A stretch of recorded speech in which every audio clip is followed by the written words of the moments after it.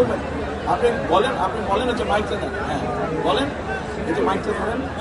ভাইয়া আপনাকে আমি ছোটকালে দেখছি, আচ্ছা আপনাদের যখন পেয়ারা গাছ ছিল কেয়ারফুল। আমি অনেক পেয়ারা চুরি করে খাইছি, আমাকে ক্ষমা করে দিবেন ভাইয়া।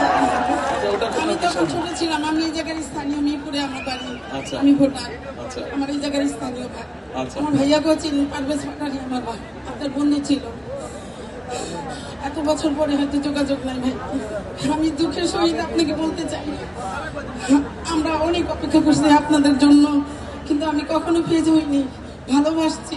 খালেদা জিয়া আমার আম্মার সাথে অনেক ভালো সম্পর্ক ছিল, তখন আমার আম্মার বাড়ি 178 নম্বর উত্তরে স্বৈরাচার সাচ্চু আমাদের বাসার 20 ফিট জায়গা দখল করে নিয়ে গেছে, অনেক জায়গা দখল করে নিয়ে গেছে সাচ্চু।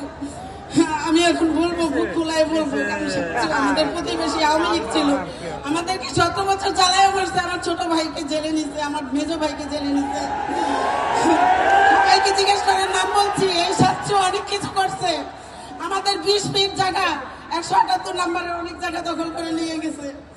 এখন আবদার ভাইয়া, যাদের যাদের জায়গা নির্যাতন হয়েছে তাদেরকে আপনি একটু সহযোগিতা করবেন, আর কোনো কিছু চাহিদা নাই আমার। আচ্ছা ঠিক আছে, বসেন। আর ভাইয়া আমাদের সবাইকে আমরা যেন ভোট দিয়ে, আমরা তো ভোট দিবই অবশ্যই, ধান ছাড়া তো আমরা কিছুই বুঝি না, আমরা ভোট দিব। আমাদের এই 15-16 আসনে, 17 আসনে সবাইকে আমাদেরকে একটু সুবিধা করে দিবেন, কারণ আমরা জনগণ অনেক ভুক্তভোগী। তাহলে আপনি যখন এখানে থাকেন, এখানকার তাহলে মূল সমস্যা কি? অন্যরা যা বলছে সেটাই মূল সমস্যা, পুনর্বাসন?